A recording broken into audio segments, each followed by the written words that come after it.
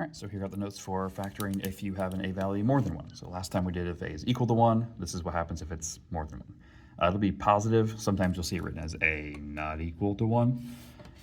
But since we're going to have everything on the left-hand side, keep the x squared term positive, we can say greater than 1. So it is similar. We're going to have two linear factors that can be set equal. Process is a little bit more involved because of that coefficient on the x squared. So here are our steps. So the first thing, multiply the values of a and c. So that's the very first coefficient on the x squared. That's the number at the end. Remember, quadratics look like this: ax squared plus bx plus c equals 0. So a and c. So then find the factors of a and c that add to b. So that's kind of when I did the x1, x2 columns on the previous notes. We're going to find the factor pairs that make up whatever that product is, fix our signs using the rules from the previous notes. This is where it gets much different. So we're going to split that b term into two separate terms using those factors. So we're going to end up with 4 terms. Then we group the first 2 terms together, group the last 2 terms together, and find a greatest common factor from each pair of terms. When you're done with this, the expression in the parentheses should be identical. We then factor out the expression in the parentheses because now it's common to both of the terms we have now. And then finally, set the individual factors equal to 0 and solve. So it's kind of hard to see in words. It's a little bit easier to see with the math, so let's get into it.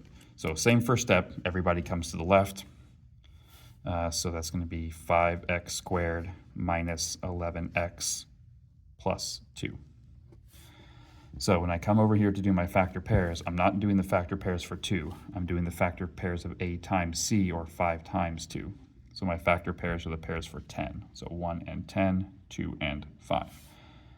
So from my rules from the previous set of notes, if c is positive and b is negative, both x1 and x2 are negative. So my factor pairs have to be negative 1 and negative 10, negative 2 and negative 5. The pair that adds up to negative 11 is that pair. So that was step 2 up here.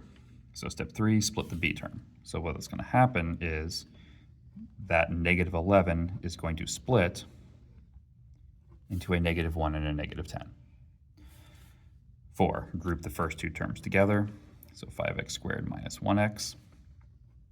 Now, if this third term is negative, we put a plus sign before we put our parentheses because we want to keep the negative, we want to make that a negative sign, not a subtraction sign.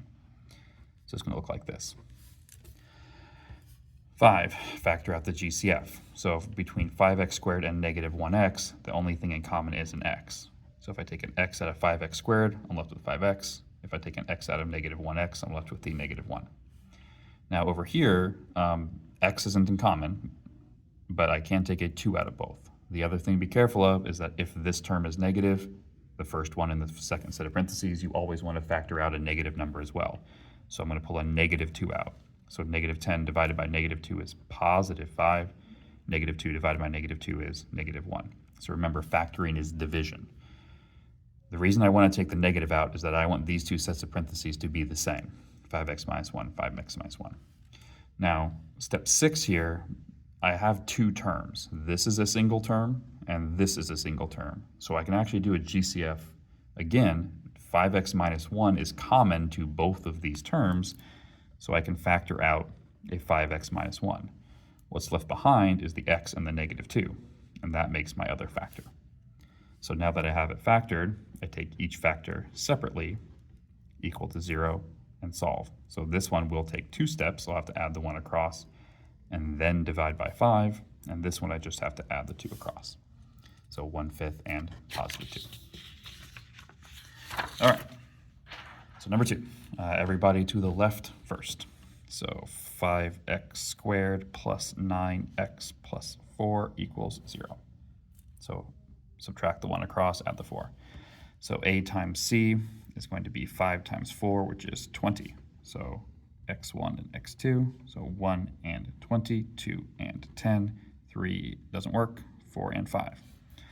Since c is positive and b is positive, everybody x1 and x2 are positive. I need the pair that adds to 9, so that's 4 and 5. So I'm going to split my middle term into 4x and 5x. Now, strictly speaking, the order you do this doesn't matter. If you want to put the 5x first, then the 4x, it won't make a difference in the end. Your factors will come out a little bit different, but you'll get the same answer either way. I usually just do left first and then the one on the right. So group the first two together, group the second two together, or the third and fourth. Find a common factor between 5x squared and 4x. The only common factor is x. Just as a note, for this first pairing, you should always be able to take at least an x out. Even if you can't take a number out, the x should always be able to come out. So 5x plus 4. Now over here, those don't have anything in common. So the only thing I can take out is 1, and then the 5x plus 4. The other reason I know it's 1 is that after I pull this x out here, this set of parentheses is already that set, which means I don't want to take anything out, so I just put a 1 there to hold the place. So the 5x plus 4 is the first factor, and the other stuff, x minus 1, is the other. So each factor separately equal to 0. So 5x equals negative 4. Oops. X equals negative 4/5. Over here, just add the 1 across. Okay, so for 3, bring the 11x and the 5 across.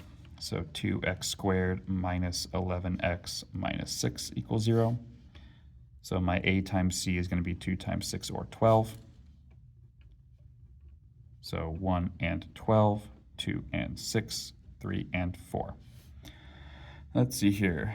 So since c is negative and b is negative, that means that x1 will be positive and x2 will be negative.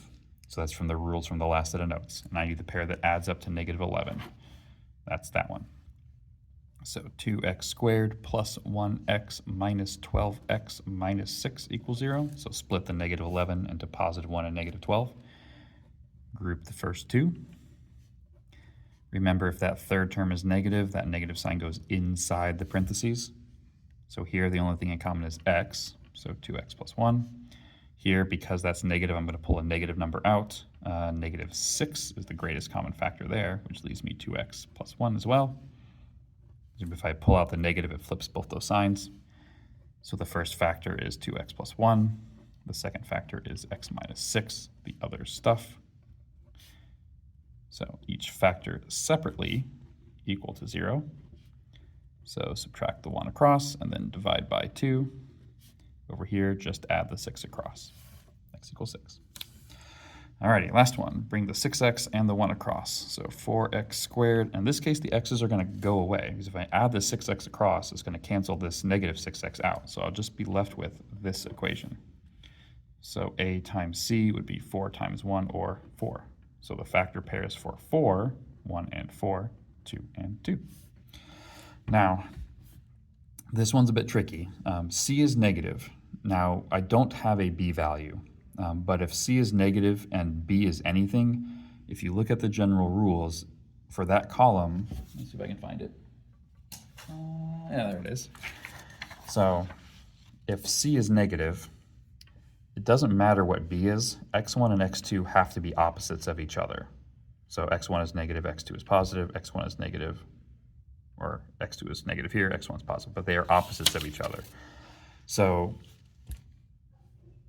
this one, it doesn't really help to look at b. You have to use, unfortunately, some common sense. So since there is no b value, my x1 and x2 have to be opposites because they have to add up to 0.